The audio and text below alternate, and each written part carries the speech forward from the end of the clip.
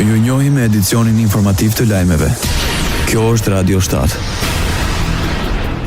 Rusia do të marrë Donbasin ushtarakisht apo ndryshe, kështu deklaroi presidenti rus Vladimir Putin në një intervistë për India Today para takimit të tij me kryeministrin indian. Gjithçka varet nga kjo, ose i çlirojmë këto territore me forcën e armëve, ose trupat ukrainase të riqen nga këto territore dhe ndalojnë së luftuari atje, tha Vladimir Putin. Për presidentin rus Donald Trump po përpiqet sinqerisht të gjejë një zgjidhje konsensuale për paqen në Ukrainë, por shtoi se kjo është e vështirë. Ai theksoi edhe një herë se Shtetet e Bashkuara duhet që të përfshihen për t'i dhënë fund luftës në Ukrainë, por jo të ndërhyjnë.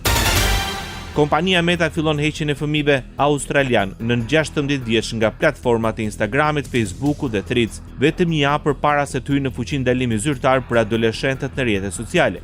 Pritet që 150.000 përdorues të Facebookut dhe 350.000 llogari në Instagram të preken nga këto masa. Threads, platforma e ngjashme me X ose ish Twitterin, mund të aksesohet vetëm përmes një llogarie në Instagram, shkruan BBC. Ndalimi i rrjeteve sociale për të miturit i pari këtij lloji në botë hyn në fuqi më 10 dhjetor në Australi. Sipas ligjit të ri, kompani do të përballen me gjoba deri në $49.5 milion australian nëse nuk marrin masa të arsyeshme për të ndaluar fëmijët në 16 vjeç të hapin ose të mbajnë llogarinë në platformat e tyre.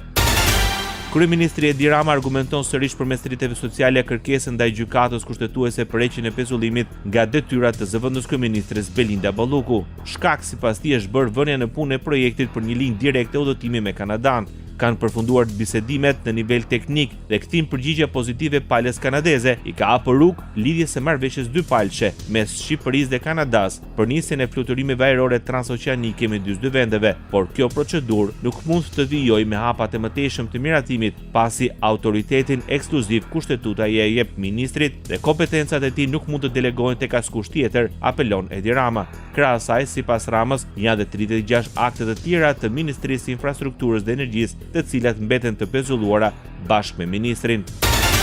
Protestat në Bullgari për shkak të propozimit buxhetit për vitin e ardhshëm mund të komplikojnë marrëdhëniet dhe çështjet mes Maqedonisë dhe Bullgarisë. Presidentja Gordana Silanovska-Davkova thosë se është e kuptueshme që një gjendje e tillë pasqyrohet në marrëdhëniet e përbashkëta, por shpreson që ata ta tejkalojnë shpejt këtë moment. Shpresoj që atje do të zgjidhen problemet, unë nuk mund të them se si, a përmes edhe një palë zgjedhjesh të parakohshme apo përmes riformatimit të vetë koalicionit, por është e rëndësishme të ketë një qeveri që do të mund të udhëheqë punët në shtet, tha Gordana Silanovska-Davkova, presidente e Republikës Maqedonisë së Veriut.